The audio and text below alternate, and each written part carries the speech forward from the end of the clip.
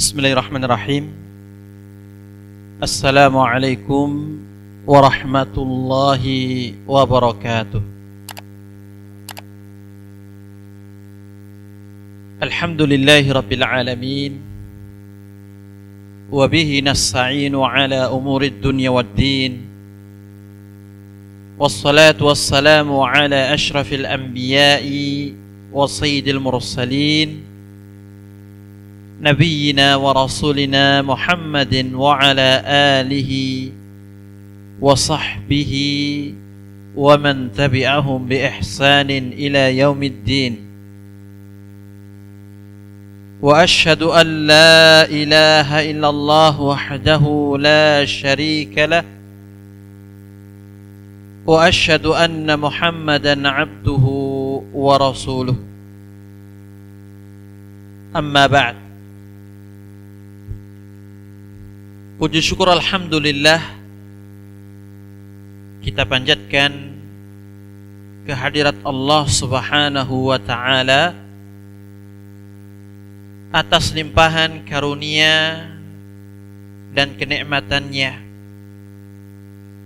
dari mulai nikmat Islam, nikmat iman, nikmat istiqamah di atas keimanan kita dan ketakwaan kita kepada Allah Subhanahu wa ta'ala. Dan kita memuji-muji Allah, lahul hamdu wa syukru kulluh, atas kemudahan yang diberikan kepada kita dalam melaksanakan ibadah salat isya berjamaah dan memudahkan kita untuk bisa hadir di majelis ilmu yang semoga diberkahi, ditambahkan kepada kita ilmu yang bermanfaat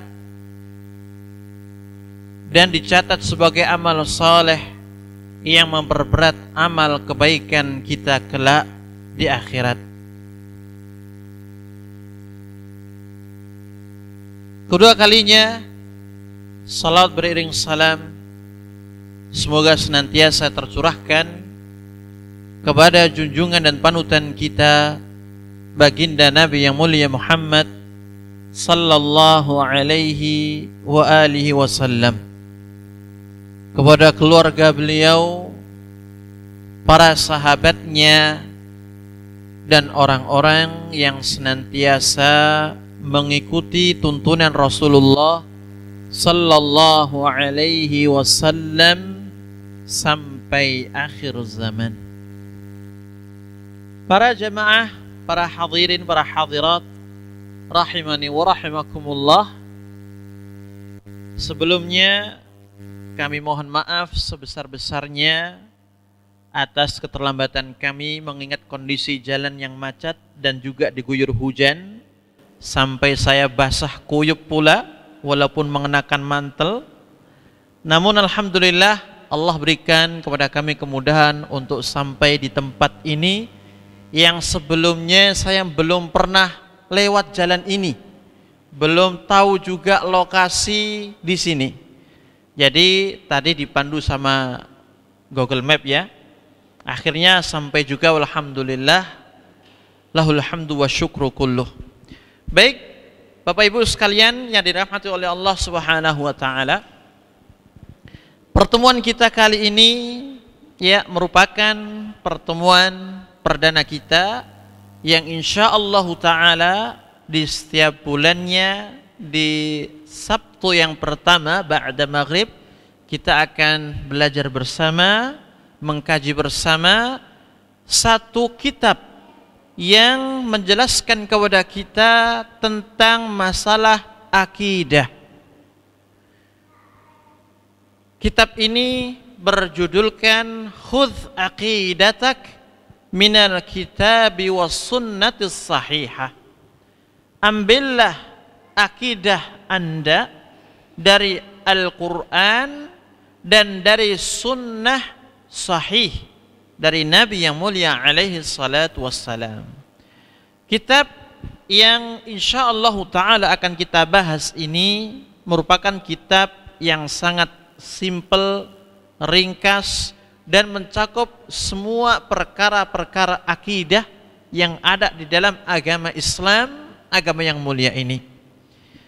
Kitab ini merupakan buah karya ilmiah oleh salah seorang alim ulama yang bernama Asy-Syaikh Al-Allamah Muhammad bin Jamil Az-Zainu, yang mana beliau ini merupakan salah satu pengajar di kota Makkah Al-Mukarramah.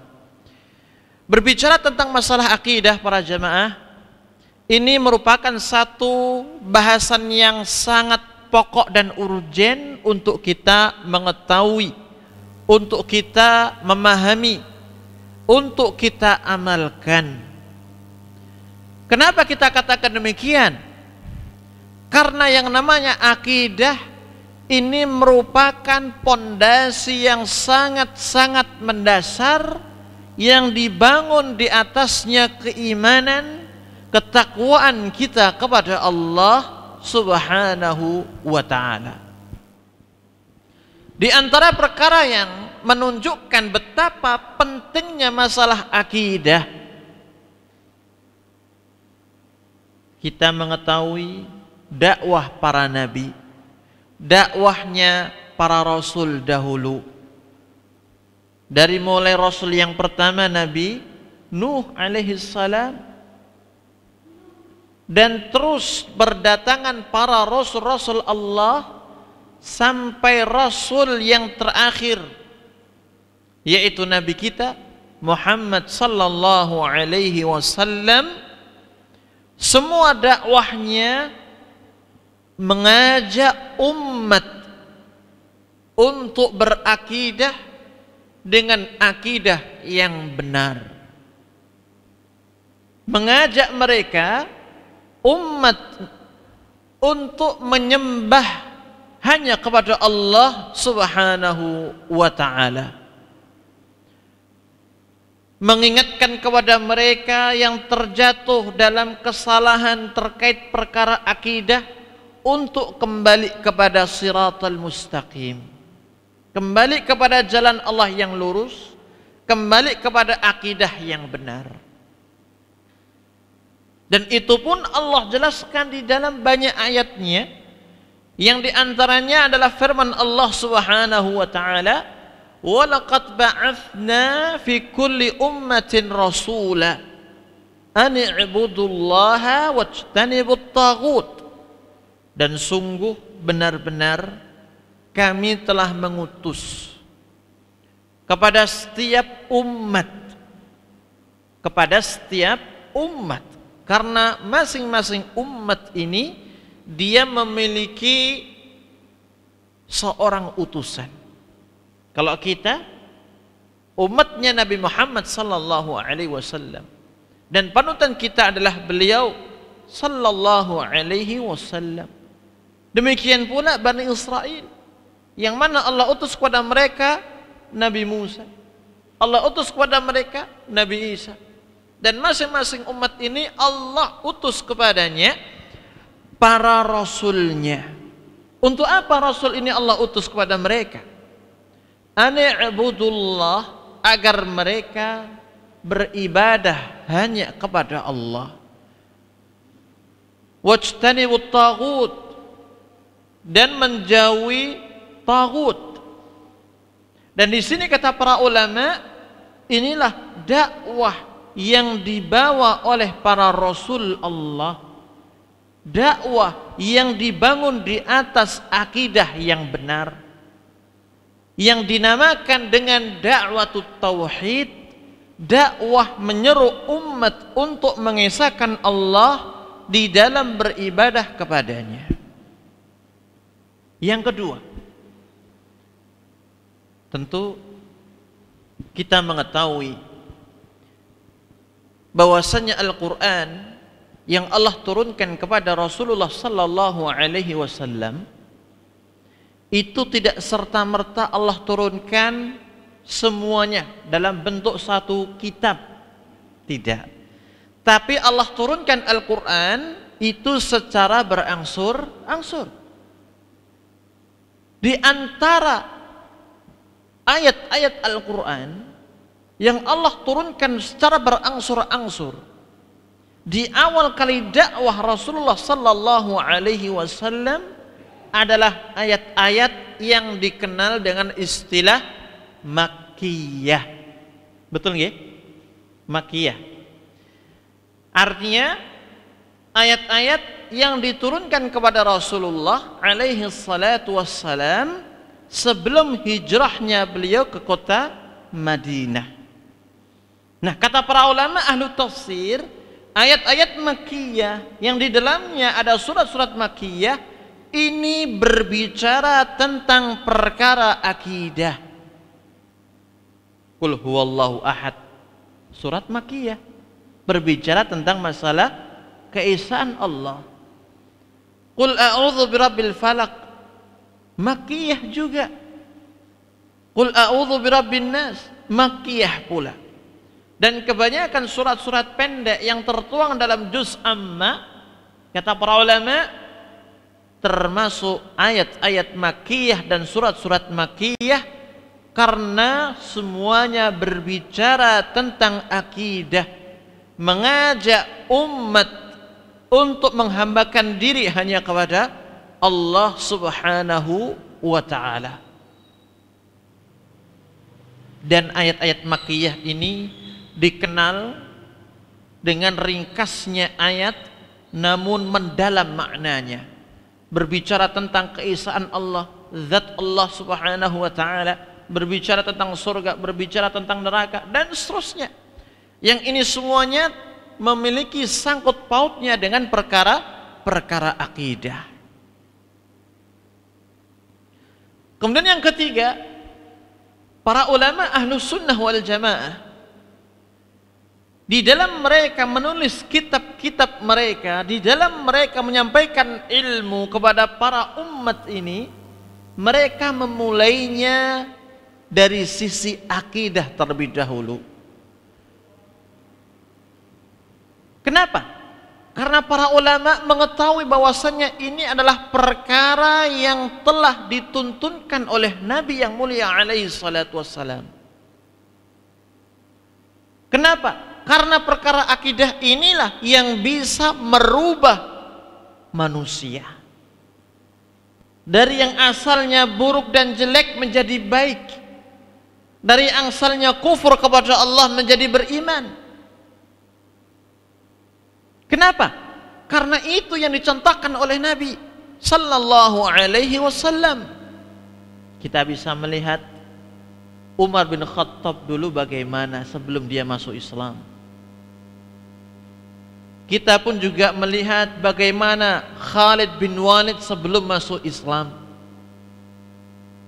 Dan kita melihat bagaimana bangsa Arab di waktu itu, ya, sebelum diutusnya Nabi yang mulia alaihi salatu wassalam, tidak dilirik, tidak dilihat oleh bangsa-bangsa besar seperti Persia dan Romawi pada waktu itu.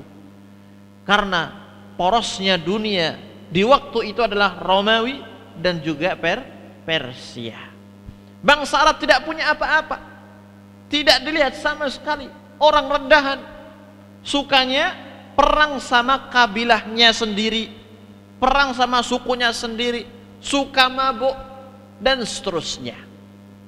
Namun ketika datang Nabi yang mulia alaihi salatu wassalam dengan membawa risalah Islam yang berisi di dalamnya akidah yang benar, dimulai dari dakwah tauhid, apa yang terjadi? Para sahabat menaklukkan berbagai macam wilayah. Persia runtuh, Romawi jatuh. Di tangan siapa? Mereka para sahabat radhiyallahu taala anhum jami'an. Dari bangsa yang awalnya tidak dilihat sama sekali dari sisi kekuatan, kemampuan mereka untuk bangkit, namun ketika mereka mendapatkan keimanan, hidayah dari Allah Subhanahu wa ta'ala, maka mereka menjadi yang terdepan dan menguasai dunia. Dari mana mereka bisa berubah? Dari dakwah akidah yang benar, dari dakwah tauhid ini. Makanya para ulama ahlu sunnah di dalam mereka menyampaikan ilmu, di dalam mereka berdakwah kepada umat dan kaum muslimin, mereka mengawali dan memulai dari sisi akidah, dari sisi tauhidnya terlebih dahulu. Perkara yang kita sampaikan ini menjadi bukti dan indikasi bahwasanya perkara akidah ini merupakan perkara yang sangat-sangat urgen, yang sangat penting untuk kita memahami dan kita amalkan. Akidah dalam bahasa sederhana adalah satu keyakinan yang wajib diimani dan diyakini. Dikatakan akidah itu benar ketika keyakinan itu dibangun di atas Al-Quran, dibangun di atas hadis yang sahih. Sebaliknya, akidah itu dikatakan akidah yang salah manakala akidah itu dibangun di luar dari keduanya. Dibangun di luar dari keduanya. Apakah dibangun dari ilmu filsafat? Maka akidah itu pasti salah. Ataukah dibangun di atas perkara-perkara batin yang tidak tahu menahu siapa yang membisikkan di dalam hatinya, seperti ucapan sebagian yang mengatasnamakan umat Islam, haddatsani qalbi an rabbi, mengkhabarkan kepadaku hatiku dari Rabbku.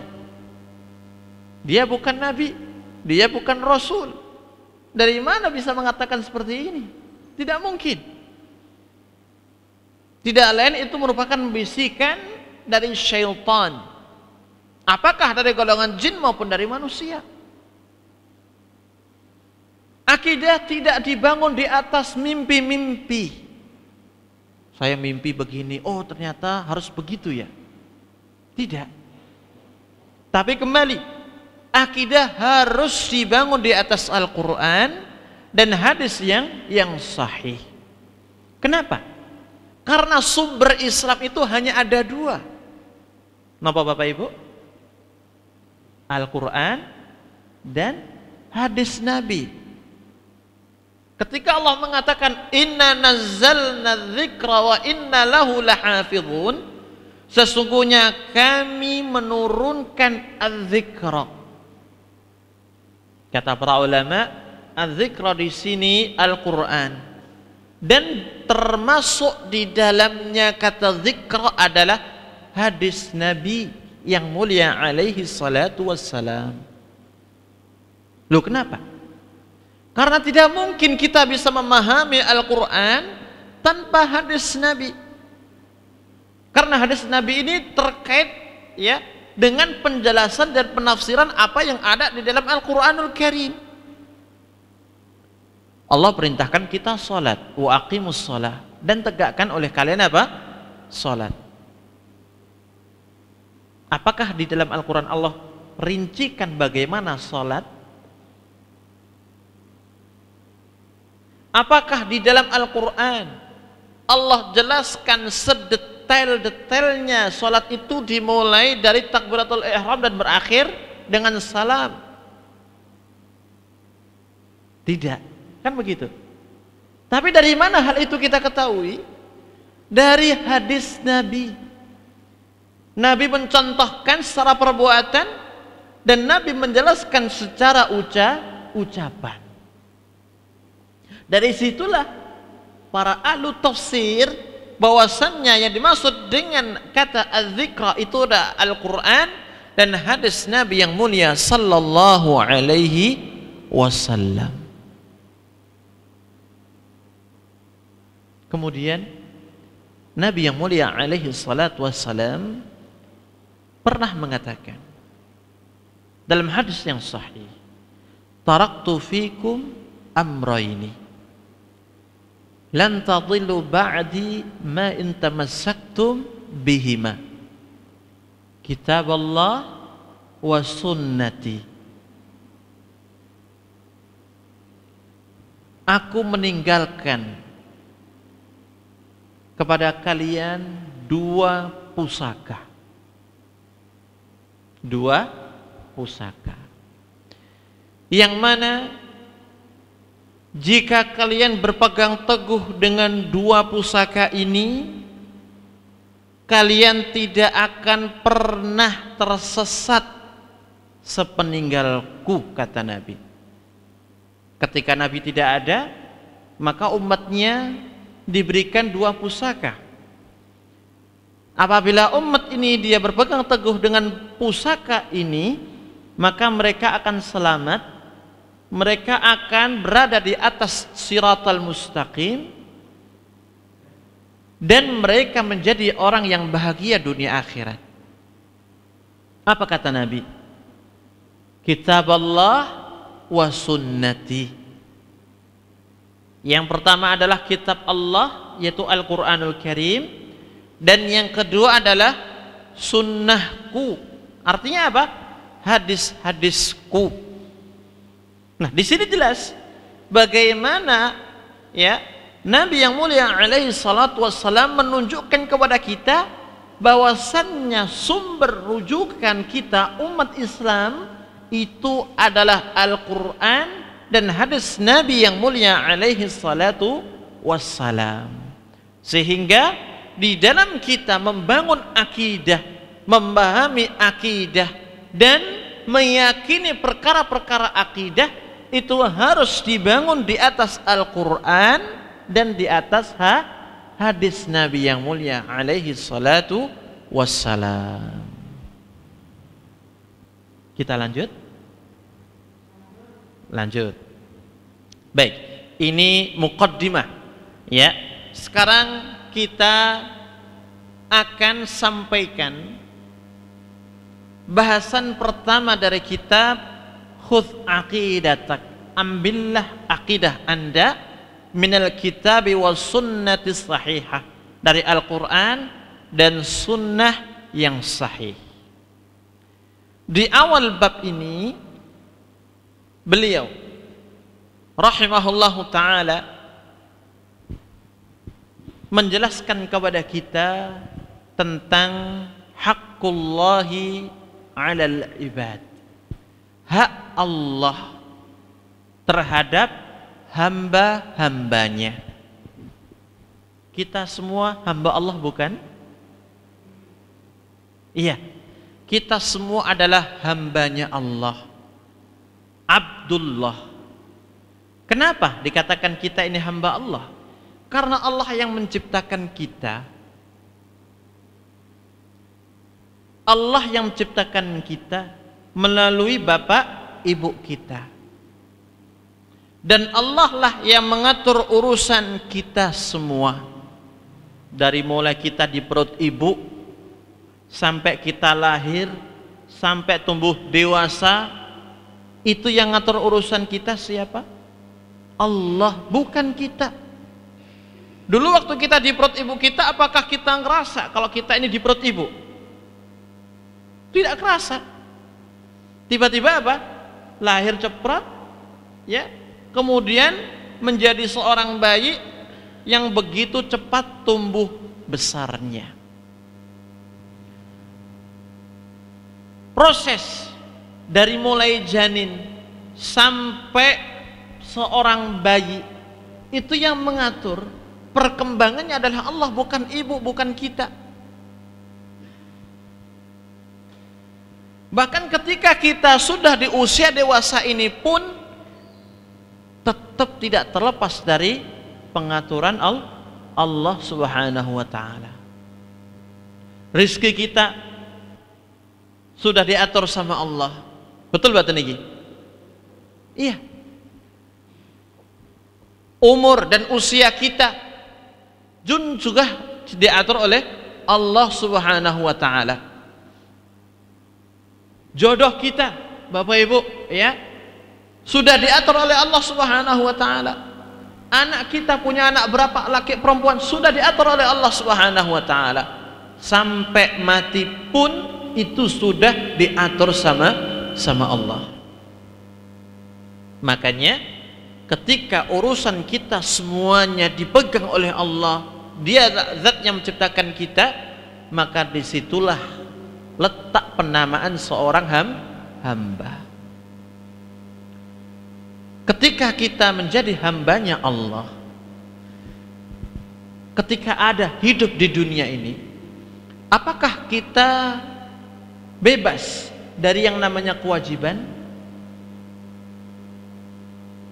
Apakah kita tidak memiliki tanggung jawab sama sekali sebagai seorang hamba Allah? Maka dalam agama kita, dalam agama Islam ini ditunjukkan oleh Allah Subhanahu wa taala bahwasanya kita ini memiliki kewajiban kepada Allah, zat yang telah menciptakan kita. Dan kewajiban ini merupakan haknya Allah Subhanahu wa taala.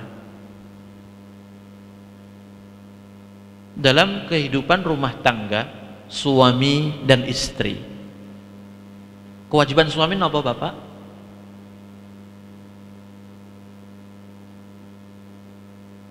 Lapo ngantuk nih. Kewajiban suami napa? Mencari nafkah, membimbing istri. Kan ngoten nggih? Kewajiban istri napa, Bu? Melayani suami, merawat, membersihkan, menjaga rumah, merawat, membimbing anak-anaknya. Baik, masing-masing punya kewajiban. Saya tanya kepada ibu-ibu, ketika suami sudah memberikan nafkah, memberikan tempat tinggal dan semua yang menjadi haknya istri, maka haknya suami apa? Dimuliakan, diberikan pelayanan yang terbaik, bermuamalah dengan muamalah yang terbaik, karena saking besar hak suami. Sampai-sampai Nabi mengatakan, ya, dalam bahasa kita, kalau seandainya seorang itu dibolehkan untuk sujud kepada orang lain, maka aku perintahkan para istri itu sujud kepada suami. Demikian pula Bapak, ketika si istri sudah menunaikan kewajibannya, maka dia punya hak yang harus kita tunaikan, melindunginya, menjaganya, merawatnya, memberikan nafkah kepadanya, dan seterusnya. Jika dalam urusan rumah tangga yang terkait hubungan manusia dengan manusia, hablum minan nas, lantas bagaimana hubungan antara manusia dengan Allah? Kan nggak mungkin tidak ada kewajiban dan hak. Pasti di sana ada kewajiban dan ada hak.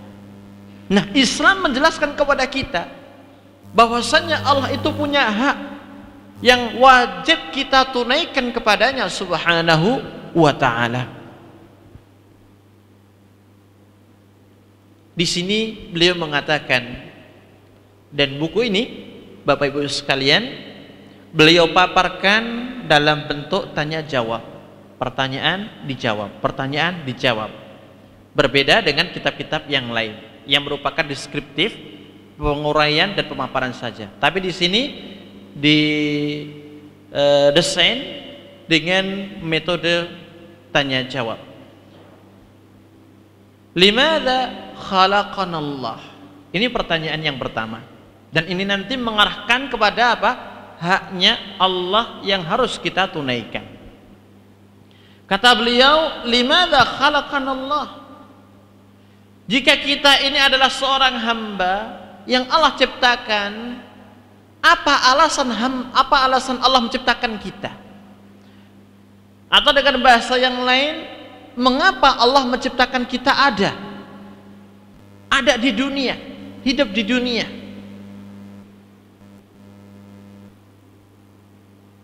Apa jawabnya? Bapak Ibu, napa jawabnya?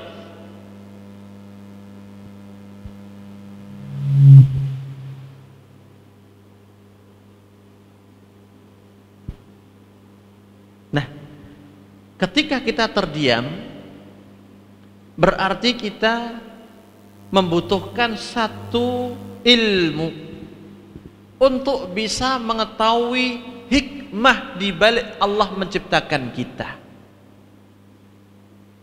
Dan ilmu itu diambil dari Al-Quran dan diambil dari hadis Nabi.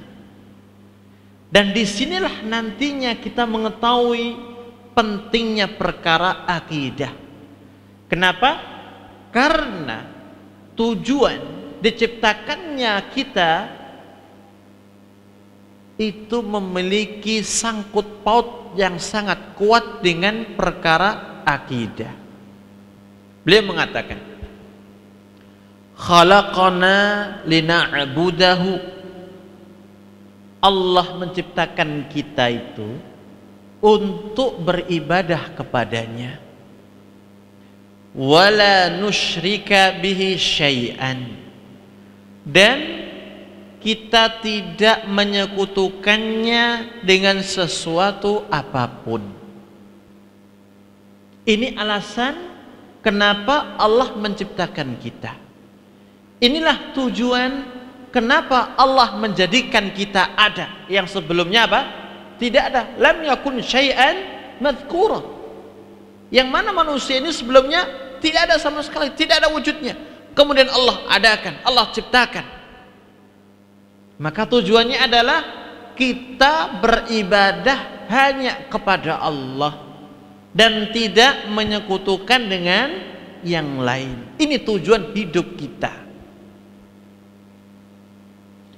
Pak Ustadz, kalau seperti itu berarti kita hanya ibadah saja dong. Tidak boleh kerja, tidak boleh ini dan itu terkait urusan dunia kita. Jawabnya, ya tidak.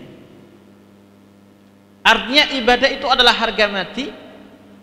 Dan ibadah itu harus selalu kita tegakkan di setiap hembusan nafas kita. Dengan kita menjadikan dunia sebagai kendaraan untuk beribadah. Kita mau sholat 5 waktu, ya kan? Kita butuh pakaian untuk menutup aurat. Kita butuh celana atau sarung untuk menutup aurat kita. Dari mana kita bisa mendapatkan pakaian dan celana ataupun sarung? Dengan kita beli tentunya ya. Dari mana kita bisa membeli itu semuanya? Dengan uang. Dari mana kita dapat uang? Dengan kita bekerja. Artinya di sini bahwasanya tidak mungkin kita bisa menegakkan ibadah kepada Allah kecuali kita harus menjadikan dunia sebagai kendaraannya. Kalau kita ke Surabaya, naik apa Bapak Ibu? Motor, bis, mobil, dan yang semisalnya, agar sampai tujuan. Nah, kendaraan yang kita gunakan inilah yang akan mengantarkan kita untuk sampai di tempat tujuan. Demikian pula ibadah kepada Allah. Dunia ini adalah kendaraan kita yang nantinya bisa menyampaikan untuk menegakkan ibadah, untuk mewujudkan ibadah kepada Allah Subhanahu wa ta'ala. Kemudian beliau mengatakan wad dalilu qauluhu ta'ala, dan landasan dalilnya yang menunjukkan tujuan diciptakannya kita manusia adalah beribadah kepada Allah itu tertuang dalam surat Az-Zariyat. Ada mushaf Bapak Ibu?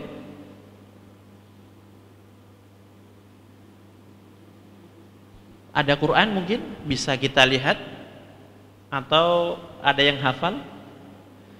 Surat Az-Zariyat ayat 56.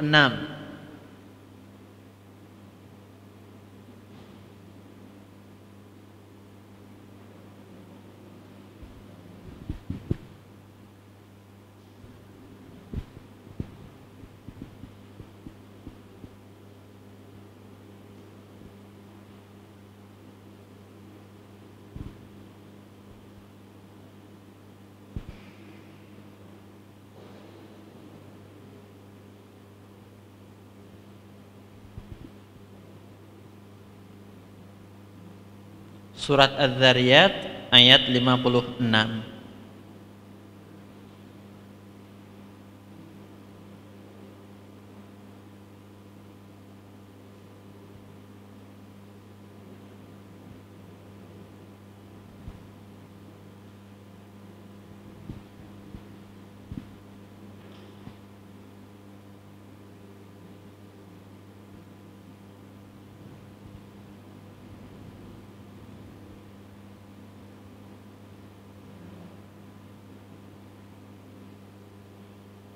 Ketemu?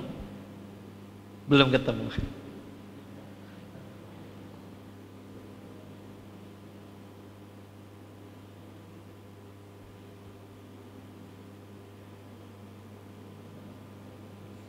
Ayo sekalian kita membiasakan untuk membuka Al-Quran. Masa buka HP terus Qurannya nggak pernah?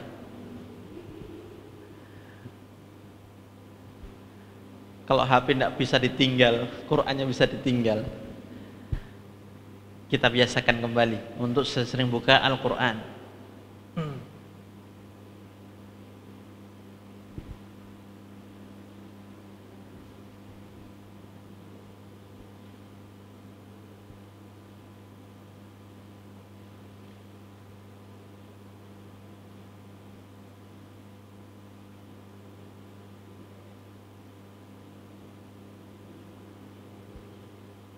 Surat Az-Zariyat ayat 56.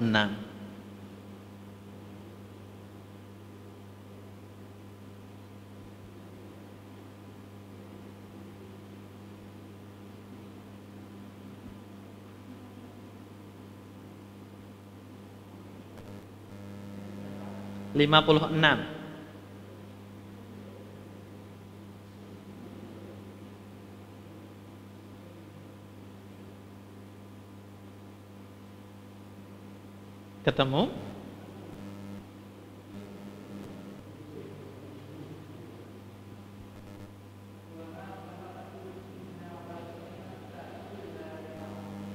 Iya, ada terjemahannya Bapak? Ada, coba dibaca.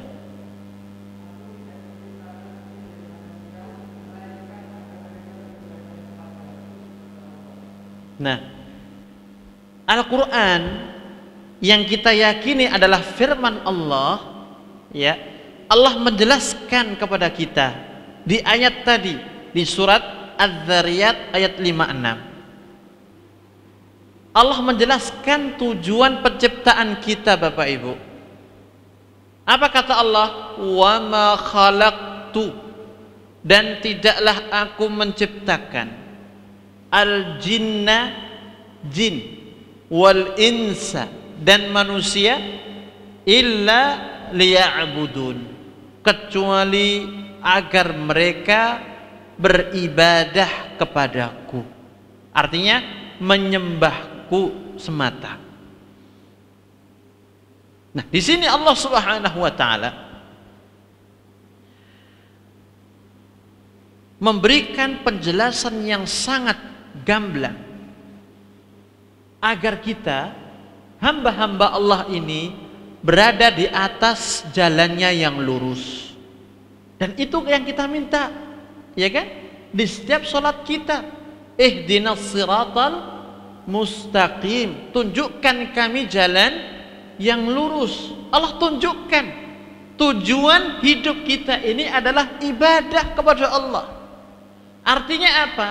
Gunakan waktu, usia, rezeki yang Allah berikan ini semata-mata untuk mewujudkan ibadah kepada Allah. Makanya kalau orang Islam memiliki satu slogan, al-waktu lil ibadah, waktu itu untuk beribadah, yang menunjukkan bahwasannya waktu ini adalah modal utama bagi kita untuk mewujudkan ibadah kepada Allah. Berbeda dengan orang-orang yang kufur kepada Allah. Apa slogan mereka? Time is money. Waktu itu adalah uang. Loh, kenapa mereka bisa mengatakan demikian? Karena tujuan hidup mereka adalah dunia. Waktu yang mereka punya itu, mereka maksimalkan bagaimana caranya untuk dapat uang. Ketika dapat uang, mereka bersenang-senang, punya rumah megah, mobil mewah, ya, harta berlimpah, dan memiliki banyak perusahaan. Kan begitu orang yang kufur kepada Allah. Tapi bagi orang yang beriman tidak. Waktu itu adalah modal yang dipakai untuk beribadah. Kita lihat Nabi Sallallahu Alaihi Wasallam, kehidupan beliau dahulu seperti apa. Rumah Nabi ada yang tahu berapa ukurannya? Belum ada yang tahu. Sama, saya pun juga tidak tahu Bapak Ibu. Tapi kata para ulama, rumah Nabi itu sangat kecil. Sampai-sampai ya, ketika Nabi itu sholat malam di rumahnya, Nabi harus menggeser kakinya Aisyah. Itu menunjukkan apa? Saking sempitnya, saking kecilnya. Nah, dari situ Nabi mencontohkan kepada kita bagaimana menjadi seorang hamba yang benar, menjadikan semua waktu dan rezeki yang ia miliki, jiwa dan raganya dimaksimalkan untuk beribadah kepada Allah.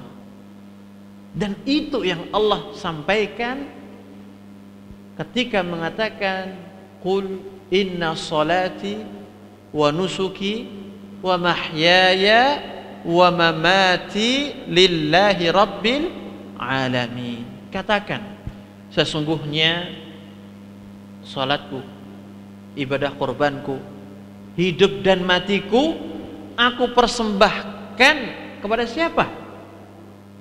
Rabbil alamin, Rabb semesta alam, yaitu kepada Allah Subhanahu wa taala. Ya. Jadi hidupnya kita orang yang beriman, orang Islam, hamba Allah ini dipersembahkan hanya kepada Allah, diperuntukkan hanya kepada Allah.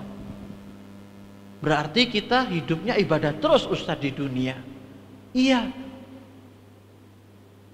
Lah terus habis itu sampai mati. Iya. Karena Allah katakan wa'bud rabbaka hatta ya'tiyakal yaqin. Sembahlah Rabbmu, sembahlah Allah, beribadalah kepada Allah sampai kapan? Hatta ya'tiyakal yaqin, sampai datang kematian. Ya, sampai datang kematian. Berarti gak usah bebas dong. Jawabnya iya. Bebas jika itu bertentangan dengan Islam, iya, tidak boleh.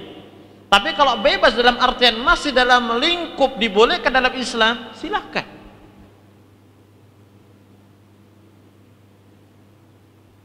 Tempat bagi orang yang beriman itu bukan di dunia.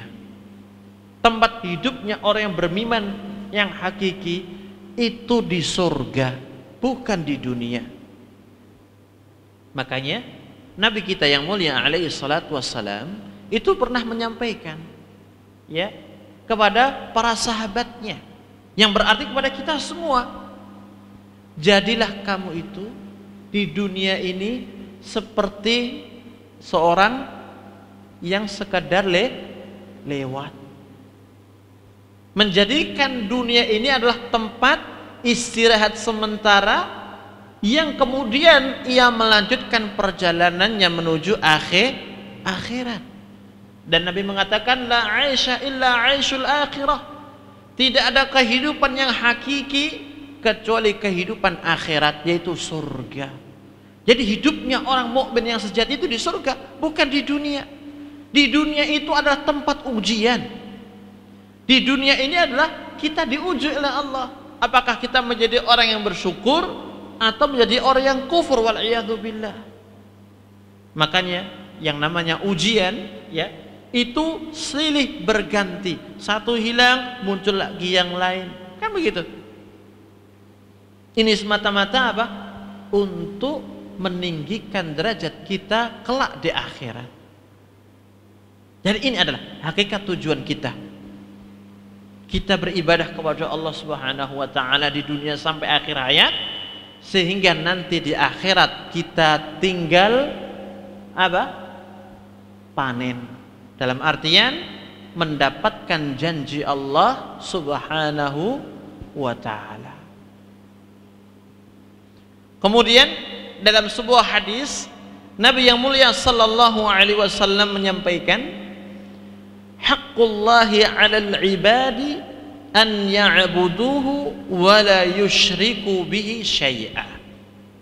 Hak Allah atas para hambanya adalah an ya'buduh, mereka itu menyembahnya, wa la yusyriku bihi syai'a, dan mereka tidak menyekutukan Allah dengan sesuatu apapun. Hadis Nabi ini menjelaskan ayat di atas, bahkan menguatkan ketika Allah menyampaikan wa ma khalaqtul jinna wal insa illa liya'budun, tidaklah aku menciptakan jin tidak pula manusia kecuali agar mereka beribadah kepadaku. Maka dalam hadis ini Nabi menggarisbawahi bahwasannya ibadah kepada Allah itu adalah haknya Allah. Kita sudah diciptakan, kita diberikan rezeki, kita diberikan usia, diberikan waktu. Nanti datang hari akhirat, ya, hari kiamat, maka orang beriman ini akan dimasukkan ke dalam surga ketika mereka menunaikan haknya Allah di dunia. Dan penduduk surga itu dihuni kebanyakan dari umatnya Rasulullah sallallahu alaihi wasallam. Dibandingkan dengan umat terdahulu, umat Islam ini banyak yang menjadi penghuni surga.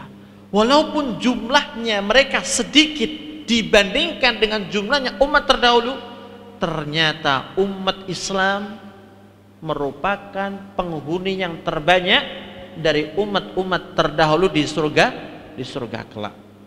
Bahkan Nabi kita yang mulia alaihi salatu wassalam memberikan jaminan, kullu ummati yadkhulunal jannah, umatku semuanya akan masuk surga.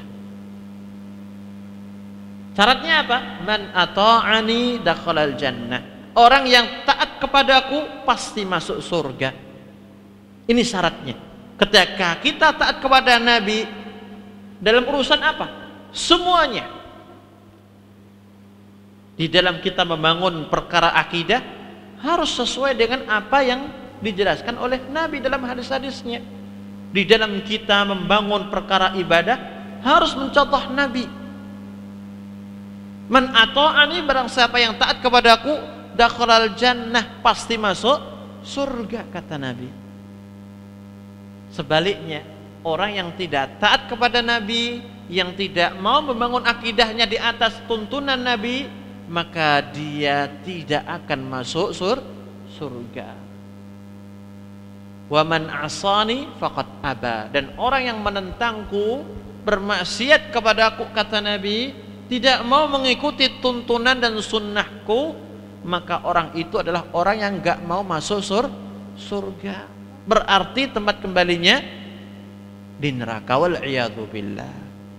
Jadi kesimpulan Bapak Ibu sekalian, pada poin pertama, bahwasannya tujuan kita diciptakan oleh Allah Subhanahu wa taala ada di dunia ini adalah untuk beribadah sampai akhir hayat kita.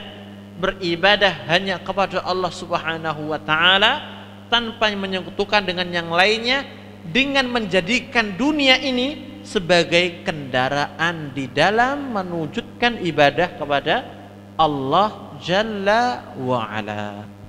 Baik, saya kira ini materi yang kita sampaikan. Barangkali ada pertanyaan dari Bapak Ibu, kami persilahkan.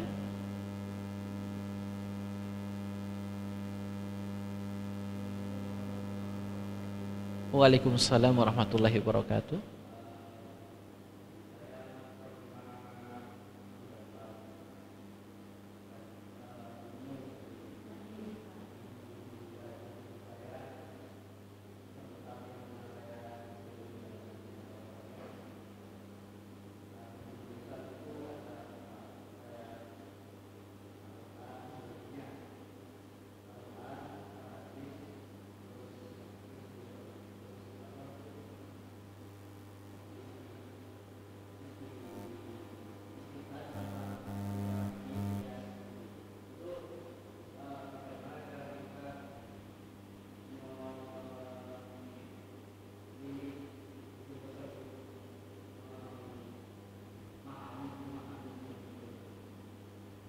Sudah?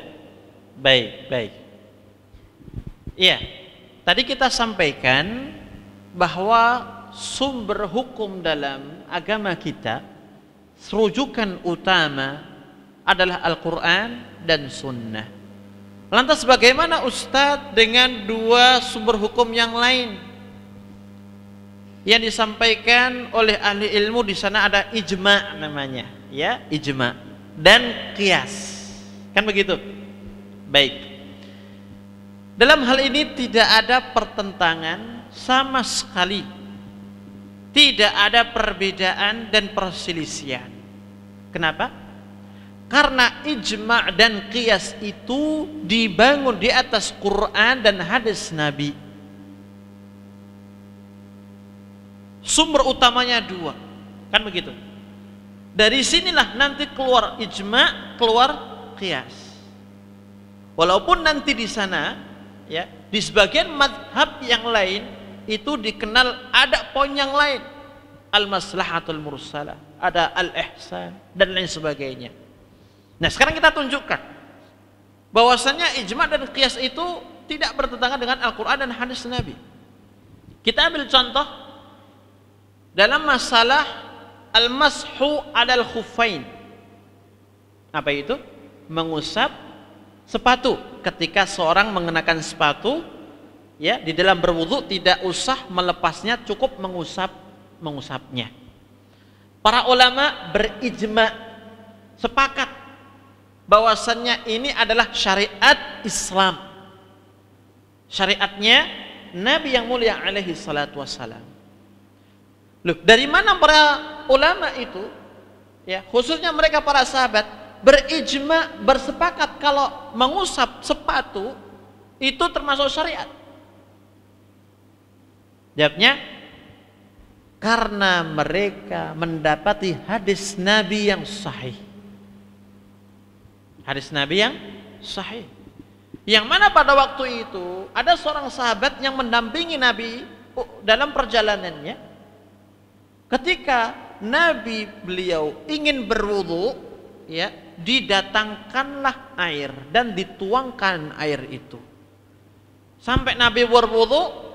Kemudian ketika pada sampai mencuci kaki, sahabat ini berusaha melepas sepatu Nabi.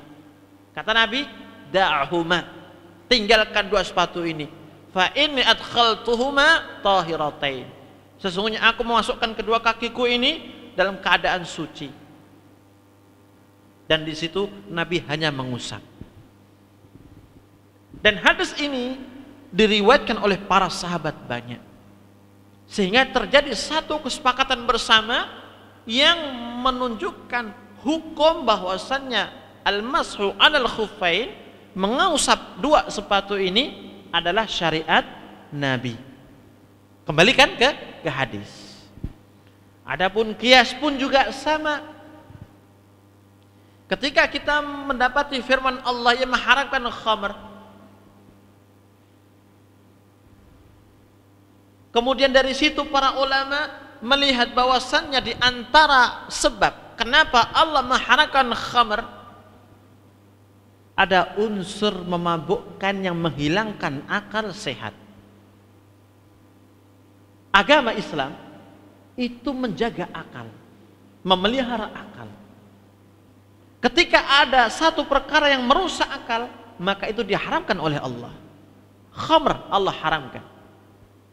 Alasannya di antara ilahnya, kata para ulama, karena menghilangkan akal. Minum-minuman keras. Lantas bagaimana ada hukumnya dengan narkotika? Sabu-sabu dengan berbagai macam dan ragamnya. Kan itu bukan khamr. Ya tidak? Dia bukan minuman keras. Tapi itu merupakan salah satu serbuk yang bisa menghilangkan akal sehat. Maka dari situlah para ulama melakukan qiyas, ya, mengkiaskan narkotika ini ke minuman keras. Dalam satu titik temu menghilangkan akal sehat. Ilah yang sama, sebab yang sama. Jadi, ya, Qiyas itu pun juga dibangun di atas Al-Quran. Jadi intinya tidak ada pertentangan itu semuanya. Bahkan ijma dan qiyas itu dibangun di atas Al-Quran dan hadis Nabi yang sahih. Begitu ya? Ya. Ada lagi? Mungkin dari ibu-ibu? Monggo Bu.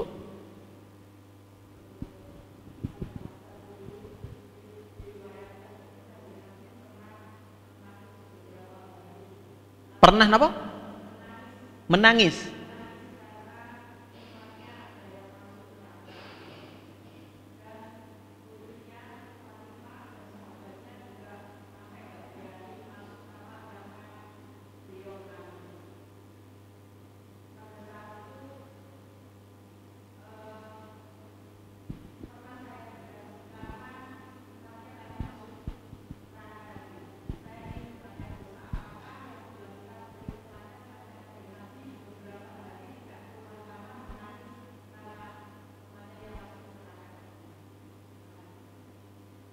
Iya.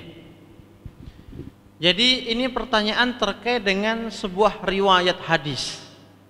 Kalau yang ditanyakan sebabnya apa umat itu kok di dalam neraka sampai Nabi menangis, kan begitu? Maka saya katakan saya belum tahu sebabnya. Karena itu butuh untuk meneliti dan menelaah kembali riwayat hadis tersebut. Dan ini merupakan perjalanan yang panjang, tapi insya Allah nanti di lain waktu kita akan sampaikan jawabannya. Tapi secara umum, tanpa melihat hadis tersebut Bu ya, maka benar ya, ada di antara umat Nabi mereka menjadi penghuni neraka. Ada yang menjadi penghuni neraka yang sifatnya itu tidak kekal karena masih ada iman dalam dirinya walaupun hanya seberat biji sawi. Ada di antara mereka yang kekal, yaitu mereka orang-orang yang kufur. Kalau orang yang kufur itu jelas tidak mau beriman kepada Allah, kepada Rasulnya. Nah, pertanyaannya di sini adalah orang yang punya keimanan di dalam dirinya yang Allah azab dulu di neraka sebelum dimasukkan ke surga. Dosa apa yang mereka lakukan? Maka kata para ulama, kebanyakan dosa yang mereka lakukan itu bermula dari lisan dan kemaluan. Dua sumber inilah yang menyebabkan kebanyakan umat itu menjadi penghuni neraka.